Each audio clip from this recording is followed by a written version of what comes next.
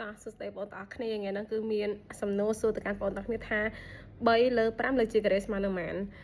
គឺជាចំណុចដែលសិស្សភាគច្រើនតែងតែគិតខុសភាគច្រើនគាត់ថា3លើ5លើជាការ៉េគឺចម្លើយស្មើនឹង6លើ10មានបងប្អូនណាដែលគាត់ចម្លើយឃើញប៉ុណ្ណឹងដែរអត់អញ្ចឹងចម្លើយហ្នឹងគឺជាចម្លើយដែលមិនត្រឹមត្រូវទេណាភាគច្រើនគឺតែងតែគិតថាអញ្ចឹងគាត់ថា3លើ5លើជាការ៉េគឺ3គុណ2ស្មើ6 5គុណ2ស្មើនឹង10ដែរក៏ប៉ុន្តែ3លើ5លើជាការ៉េបងអូនរៀនតកតងជាមួយនឹងស្វ័យគុណហើយណា3លើ5លើជាការ៉េនេះមានន័យថាដូចយើងមាន a គុណនឹង a ស្មើនឹង a ការ៉េ2គុណនឹង2ស្មើនឹង2ការ៉េចឹងយើងគ្រាន់តែមានតម្រងការ៉េវិញទេណាតម្រងស្វ័យគុណវិញទេអញ្ចឹងបើយើងចង់ពន្លាតគឺយើងទៅសេបាន3លើ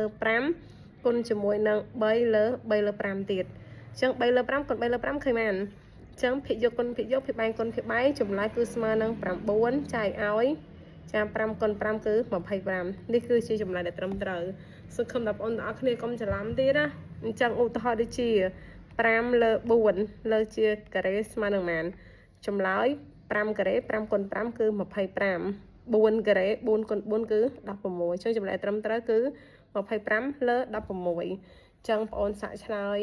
3លើ10លើកជាការ៉េស្មើនឹងប៉ុន្មានហើយ7លើ9លើកជាការ៉េស្មើនឹងប៉ុន្មានចម្លើយនៅខាងក្រោមនេះទាំងអស់គ្នាអរគុណវីដេអូនេះគឺតែប៉ុណ្ណឹងជួបគ្នាវីដេអូក្រោយទៀតបាយបាយ